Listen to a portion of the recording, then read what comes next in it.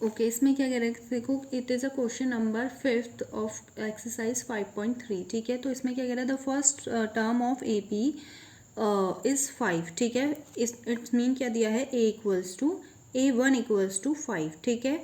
और क्या कह रहा है, the last term is 45, it means कि AN equals to 45 and the sum is 400, okay. तो SN इक्वल्स टू 400, ठीक है।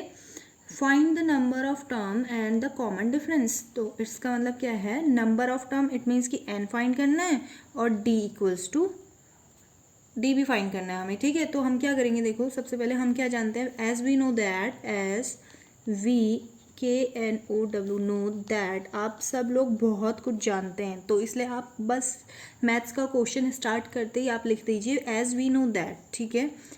उसके बाद तो फिर आप सब कुछ जान ही जाएंगे, ठीक है। तो फिर एज वी नो दैट हम क्या जानते हैं, SN इक्वल्स टू क्या होता है, n/2 2a plus n-1 into D, ठीक है। तो SN कितना दिया आपको 400, ठीक है। और n आपको फाइंड करना है, तो n की जगह पे n ही रहने देंगे। और 2a कितना दिया आपको 5 दिया, तो 2 इंटू 5 प्लस n क्या है देखो, अब n आपको फाइंड करना है -1, और d क्या है, d भी आपको फाइंड करना है। तो आप ऐसे ही रहने देंगे इसे, ठीक है।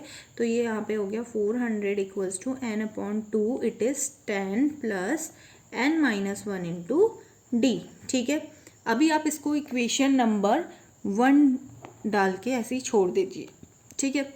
और फिर हम क्या देखते हैं, हमें एक चीज़ और पता है, AN इक्वल्स टू, हम एक और चीज़ जानते हैं, वो क्या जानते हैं, AN equals to A plus n-1 into D. तो AN कितना है हमारा, AN हमें दिया है 45 इक्वल्स टू A क्या है, इट इज़ 5 प्लस n क्या है, okay A, okay n-1 into D भी हमें नहीं पता है, ठीक है। तो यहाँ पर से क्या करेंगे, 45 ये इधर चल जाएगा, 5 इधर चल जाएगा, तो ये क्या हो जाएगा, -5 equals to n-1 into D. तो इट मीन्स कि 40 आ गया, 40 इक्वल्स टू कितना हो गया, n-1 इंटू डी। तो ये आ गई आपकी second equation, n-1 into D हो गया, ठीक है। तो n-1 इंटू डी कितना आ रहा है आपका, ये आ रहा है 40।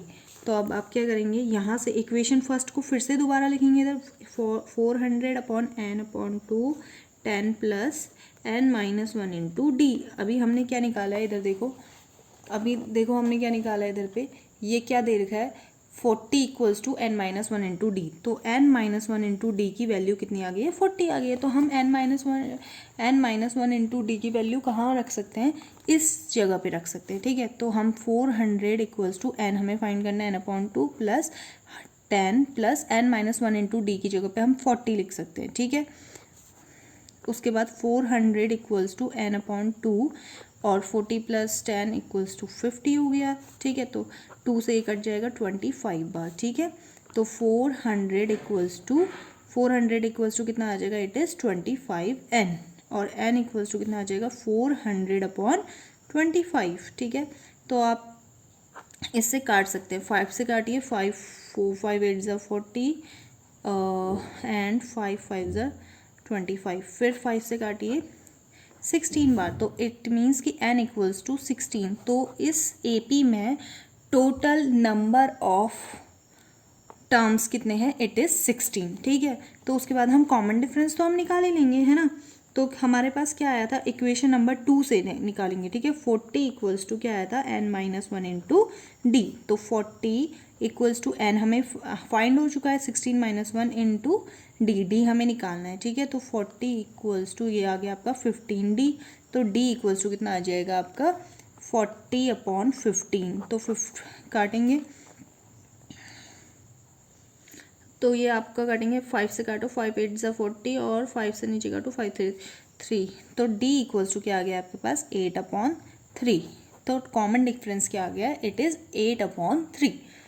अगर आपको सब ये आ गया है तो मैं नेक्स्ट वीडियो में आपको क्या बताऊंगी, इससे आगे आने वाले क्वेश्चंस बताऊंगी, और इम्पॉर्टेंट क्वेश्चन जो होंगे वो मैं आपको स्पेशली बता दूंगी कि ये बोर्ड एग्ज़ाम में आने वाला है, इम्पॉर्टेंट है। तो मैं आपको नेक्स्ट वीडियो में बताऊंगी, ठीक है।